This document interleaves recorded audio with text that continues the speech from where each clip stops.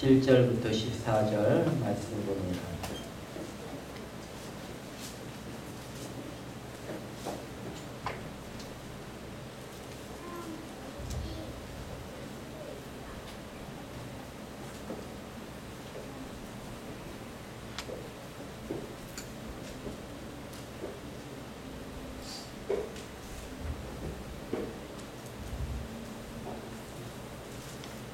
(7절부터 14절)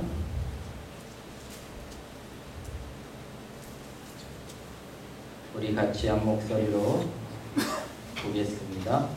여호와께서 모세에게 이르시되 너는 내려가라. 내가 애굽 땅에서 인도하여 낸 내 백성이 부패하였도다. 그들이 내게 그들에게 명령한 길을 속히 떠나 자기를 위하여 송아지를 부어 만들고 그것을 예배하며 그것에게 제물을 드리며 말하기를 이스라엘아, 이는 너희를 애굽 땅에서 인도하여 낸 너희 신이라 하였도다. 여호와께서 또 모세에게 이르시되 내가 이 백성을 보니 복이 빽빽한 백성이로다. 그런즉 내가 하는 대로 두라. 내가 그들에게 진노하여 그들을 진멸하고 너를 큰 나라가 되게 하리라. 여호와께 구원하여 이르되 여호와여, 어찌하여 그 큰 권능과 강한 손으로 애굽 땅에서 인도하여 내신 주의 백성에게 진노하시나이까? 어찌하여 애굽 사람들이 이르기를 여호와가 자기의 백성을 산에서 죽이고 지면에서 진멸하려는 각한 의로 인도해내었다고 말하게 하려고 하시려 하나이까? 주의 맹렬한 노를 거치시고 뜻을 돌이키사 주의 백성에게 이 화를 내리지 마옵소서. 주의 종 아브라함과 이삭과 이스라엘 기억하소서. 주께서 그들을 위하여 주를 가리켜 맹세하여 이르시기를 내가 너희의 자손을 하늘의 별처럼 많게 하고 내가 허락한 이 온 땅을 너희의 자손에게 주시고 영원한 기업이 되게 하리라 하셨나이다. 여호와께서 뜰을 돌이키사 말씀하신 날을 그 백성에게 내리지 아니하시니라.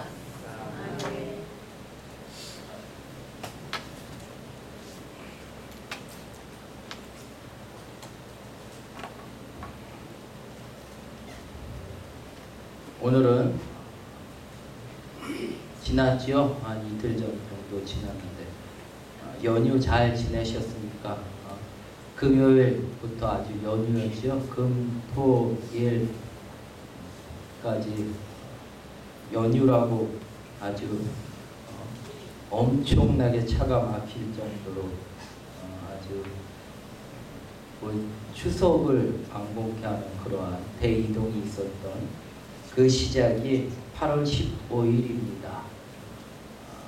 8월 14일 날 교황이 우리나라에 방문해서 15일 날이 무슨 이사가 있었다고 하더라고요. 광복절에 보다 더 화려하게 어떻게 알려졌는지 매스미디어에서는 그것을 더 화려하게 하더라고요.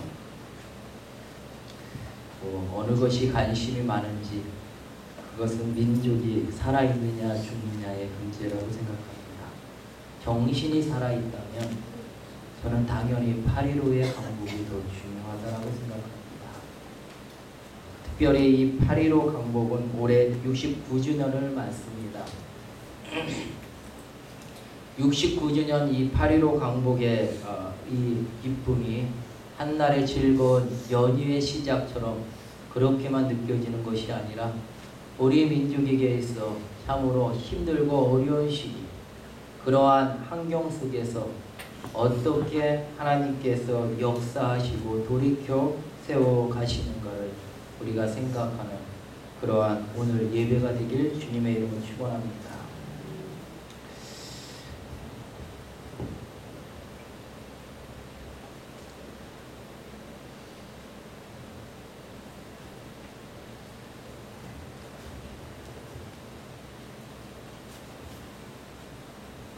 민족 사람 한번 찍어보세요.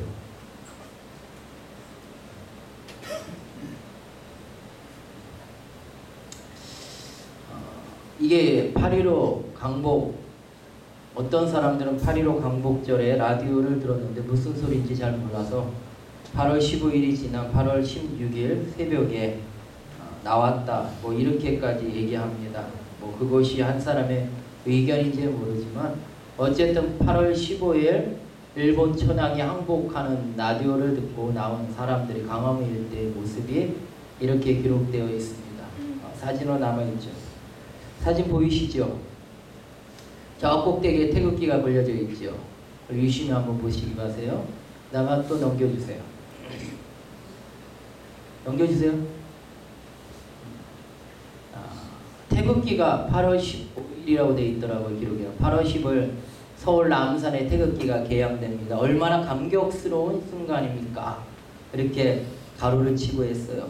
저는 비통의 시간이라고 생각합니다. 나중에 얘기할게요. 그 다음에 넘겨주세요. 미군에 내려가는 일장기는요 9월 9일 날 내려가게 됩니다. 쉽게 말하면 조선통독부, 그러니까 한국의 가장 중심부에 있는 지역에 일본기가 내려가야 되는데 8.15 강복에 내려가질 않았어요. 9월 9일 미군이 한국에 주둔할 그 시기에 비로소 이제 내려갑니다. 그리고 며칠 동안은요 일장기가 조기처럼 걸려져 있고 태극기가 걸려져 있지 않았다고 합니다. 또 8.15 강복에 항복하는 일본군들이요 퇴각하는 모습이에요. 사실은 무장해제가 돼야 돼요. 그렇죠? 근데 아주 위젓하죠? 무슨 진군하는 군인들 같죠? 패전병이에요. 지금 한국에 패전한 사람들이 가는 모습이 이래요. 다음요. 이제 비로소 미군에 의해서 무장해제 당하는 일본군의 모습을 보게 됩니다.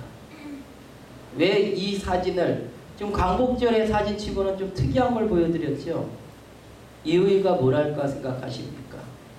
저는 이 사진을 어제 이렇게 말씀을 전하면서 이렇게 사진을 같이 보다가 한 가지를 발견했어요. 그게 뭐냐?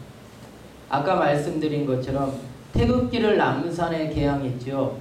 조선 총독부, 오늘날은 청와대나 국회의사장에 별명이 태극기가 꽂아야 되는 게 정상이지 않아요? 그렇죠. 그런데 못 꽂았기 때문에 어디다 꽂았어요? 남산에 꽂은 거예요. 일본이 패망하는 8월 15일 후부터 미군이 주둔하는 사이까지 한국은 아무런 영향력을 주지 못했어요. 무장해제 시킬 수도 없어서 심지어는요 역사적으로 보니까 일본군이 패전했음에도 불구하고 총을 갖고 있으니까 한국군을 학살하거나 아니면 폭행했던 것들도 있었다는 거예요. 저는 왜 이 사진을 여러분에게 보여드렸으면 이것입니다. 8.15 강복에 해방의 기쁨을 얻었던 그 시기에 우리 민족의 힘으로 얻었느냐라는 거예요. 만약에 우리의 힘과 우리의 의지와 우리의 어떠한 그러한 뭐랄까요 무력으로 얻었다면 이렇게까지 8.15 강복과 함께 일본군이 패전하는데 저렇게 기고망장하여 갈 수 있었겠어요? 그리고 오늘날 일본이 하는 일들을 보면서 사람은 미워하지 않지만 그러나 그 사상은 너무나 정말 인간으로서 가질 수 없는 사상을 갖고 있어요. 다시 이 전쟁을 일으키겠다고 무력을 행사할 권한들을 통과했죠.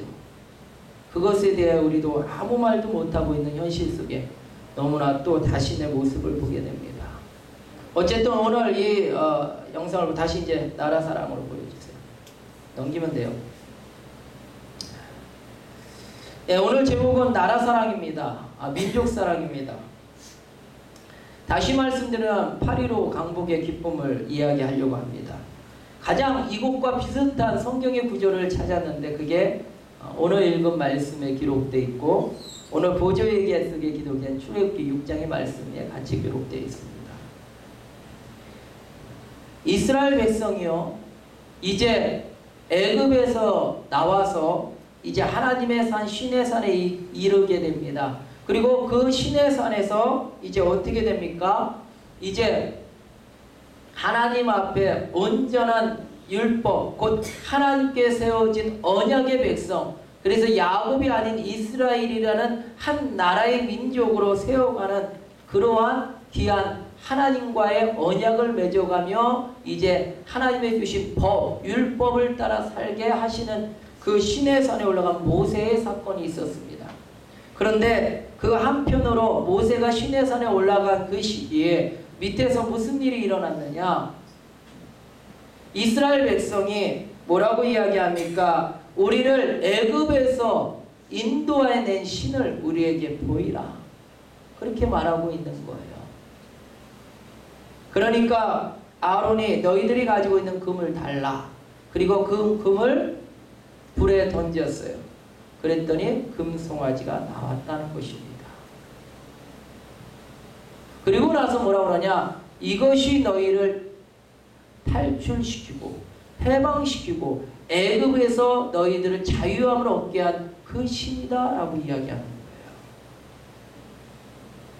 모세는 잘 모르고 있었죠. 그런데 하나님께서 오늘 7절에 이야기하고 있는 거예요. 모세야 빨리 내려가 봐라. 내 백성이 이제 타락했다. 내 백성이 이제 부패하였다라는 거예요. 그 부패한 이유가 무엇이냐? 지금 그 얘기를 하는 거예요. 금송아지를 만들어서 이제 그것이 애굽에서 탈출을 시킨 인도하는 신이라고 말하고 있는 것이다. 그러면서 내 백성이 이제 목이 곧은 백성이 되었다. 자유함을 얻었는데 그 자유함이 어디서 얻었는지도 모르고 엉뚱한 일을 하고 있다라는 것이죠. 그래서 뭐라고 그랬습니까? 내가 하는 것을 지켜봐라. 내가 그들을 완전히 다 진멸할 것이다. 이제 이스라엘 백성이란 나라는 없어질 것이다. 그리고 다른 나라를 세울 것이고 그 나라의 수장으로 너를 이끌어갈 그 나라의 민족의 지도자로 세울 것이다. 하고 하나님께서 모세에게 이야기하고 있는 것을 보게 됩니다.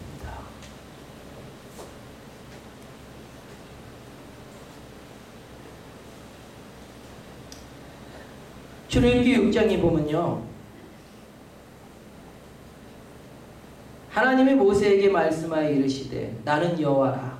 내가 아브라함과 이삭과 야곱에게 전능하신 하나님이 나타났으나 나의 이름을 여호와로는 그들에게 알지 아니하였고. 그러면서 쭉 나갑니다. 언약을 세웠느니라. 그러면서 5절에 뭐라고 말하냐? 이제 애굽 사람의 종으로 사는 이스라엘 자손의 쉬는 소리를 내가 듣고 나의 언약을 기억하노라. 이렇게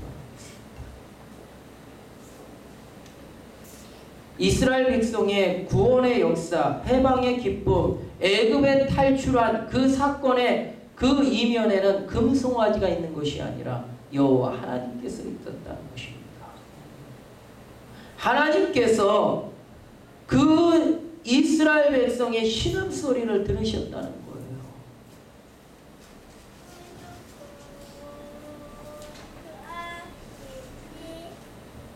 일제 침략의 시기에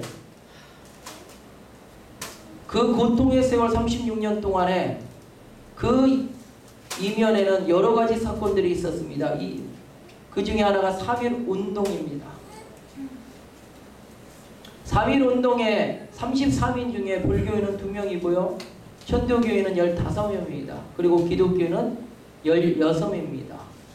그 중에 33인 중에 4명은 지방에 있었기 때문에 참석을 못해서 29명의 사람이 광화문, 곧 어디에요? 파고다 공원에서 독립문을 읽고 그리고 대한독립만세를 외친 것이죠. 그것이 이제 지방으로 각자 흩어져서 특별히 기독교의 영향 속에서 각 지역에 활동적으로 움직이는 교회의 영향력 속에서 이제 어떻게 됩니까? 각 지역으로 이제 독립운동이 이루어지게 돼서 제가 지난번에 러시아 블라디보스토크까지 갔다 왔는데 거기 지역까지 하얼빈 그쪽 지역까지 이제 만세 운동이 일어나게 된 것을 보게 됩니다. 그리고 얼마나 많은 사람들이 그 후에 곤욕을 당했습니까? 그리고 나서 민족, 특별히 교회들이 무엇을 했겠습니까? 눈물 뿌려 하나님 앞에 신음소리를 냈겠죠. 하나님 앞에 울부짖었겠죠. 하나님 앞에 기도했겠죠. 이 나라 민족을 위해서 기도했을 것입니다. 이제 일본의 이 강력한 파워, 힘으로부터 우리를 구원할 자는 예수 그리스도 곧 하나님밖에 없다. 그리고 기도했겠죠. 그리고 민족을 깨우는 일을 했습니다. 마치 이스라엘 백성이 애굽에서 신음소리를 내며 하나님 앞에 부르짖는 그러한 모습을 나타내고 있는 것이죠. 그때 하나님께서 이스라엘 백성의 신음소리를 들으시고 이제 모세를 들어 한 지도자를 세워 이제 어떻게 합니까? 이제 그를 해방시키는 기쁨을 얻게 됩니다. 그 해방의 기쁨의 그 모습 속에서도 이스라엘 백성이 한 것은 없습니다. 오직 하나님께서 10가지의 재앙 속에서 하나님께서 강압적으로 완전히 쫓아내듯이 이스라엘 백성을 이제 애굽에서 나오게 하신 것을 보게 됩니다. 그런데 지금 어떻다는 거예요? 신의 산, 하나님의 산에 와서는 그 인도한 신이 금송아지라는 거예요.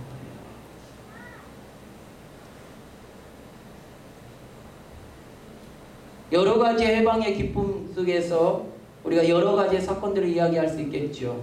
뭐 한국의 위상이 높아지고 각 지역에 어떠한 민족운동이 일어났고 그로 인해서 어떠한 사건을 통해서 이제 강복을 얻었다. 사회학적으로 의논할 수 있을 것입니다. 아니면 민족사관적으로 우리 민족은 언제나 그 밟히고 밟혀도 다시 일어나는 민족인데 민족사관적으로 우리는 해방을 얻었다. 이렇게 해석할 수 있을 것입니다. 오늘날 교회에서 우리가 신학적으로 해석해 본다면 무엇이겠습니까? 하나님의 전적인 은혜인 줄 압니다. 아까 보셨지만 우리는 해방을 맞이할 어떠한 준비가 되어 있지 않았습니다. 그런데 놀라운 것은 하나님께서 해방을 주셨어요. 그래서인지 몰라도 그 후에 1948년 8월 15일 정부 수립이 되고 그 다음에 2년 후에 6.25라는 끔찍한 사건이 일어나게 되지요. 준비되지 않았다는 것을 말하는 것이죠. 그런데 놀라운 것은 그럼 어떻게 해방이 됐을까? 한번 생각해 보시기 바랍니다.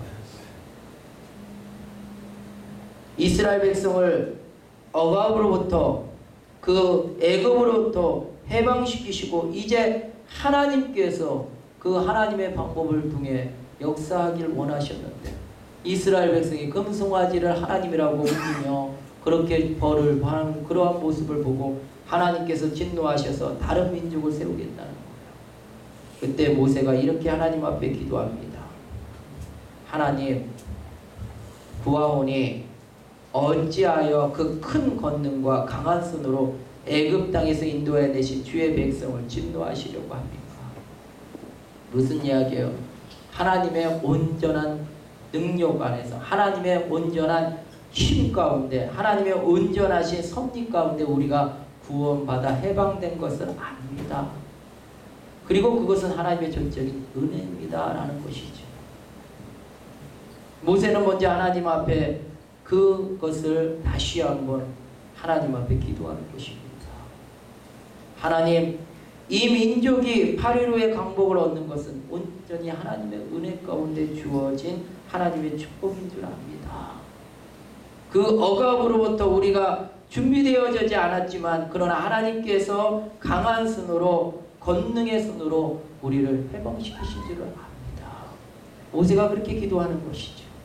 그리고 어찌하여 그런데 하나님께서 그렇게 사랑하는 백성들을 해방시키시고 기쁨을 얻게 하셨고 이제 자유함을 얻어 하나님께서 이제 자기 백성을 하나님의 산에서 예배드리게 하라고 말씀하셨는데 이제 와서 하나님께서 그들을 직멸하신다면 그들이 뭐라고 애굽 사람들이 생각하겠습니까? 아, 봐라, 하나님도 악한 의도로 그들을 직멸하려고 그 하나님께서 그들을 인도해낸 것이다.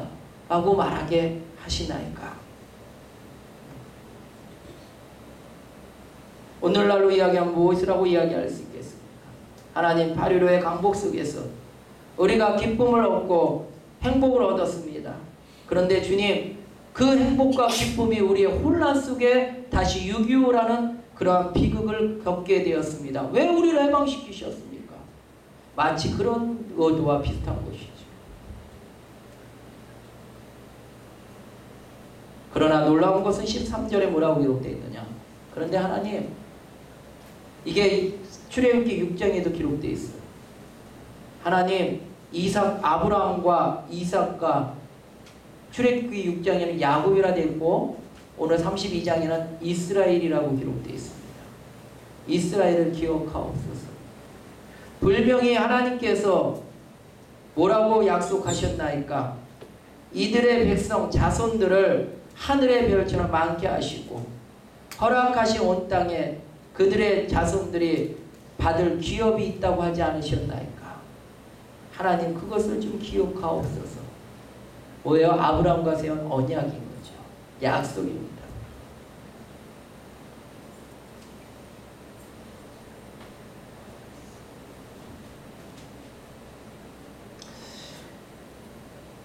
하나님의 언약을 지키는 민족에게는 반드시 기업을 주심을 믿어야 합니다 하는 것이죠.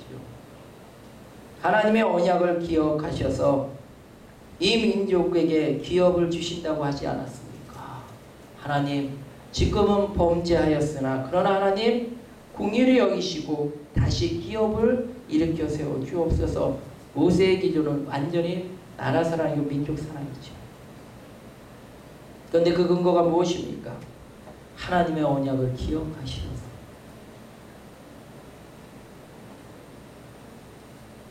사랑하는 성도, 우리 8.15 강복을 맞이하며 기쁨으로 우리가 드렸던 그러한 시기가 벌써 69주년이 지나갑니다.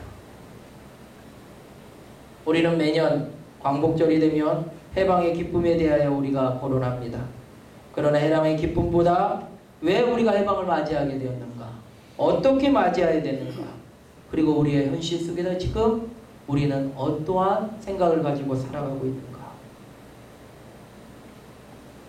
하나님께서 언약을 기억하셔서 이제 이스라엘 백성을 어떻게 합니까? 다시 기업을 물을 자로 세우시는 하나님, 그 하나님 앞에 우리가 오늘날 다시 기도해야 될 것은 하나님, 해방을 맞이했던 우리의 모습 속에서 우리가 어떻게 살아갑니까? 아직도 우리가 금송아지를 잡고 금송아지가 우리를 구원하였습니다. 우리를 해방시켰습니다. 라는 생각들로 아직도 많은 사람들이 그렇게 살아가고 있는데, 이러할 때 하나님, 우리는 하나님 앞에 기도하길, 하나님 언약을 세우시지 않았습니까? 이 민족의 순교의 피가 있지 않았습니까?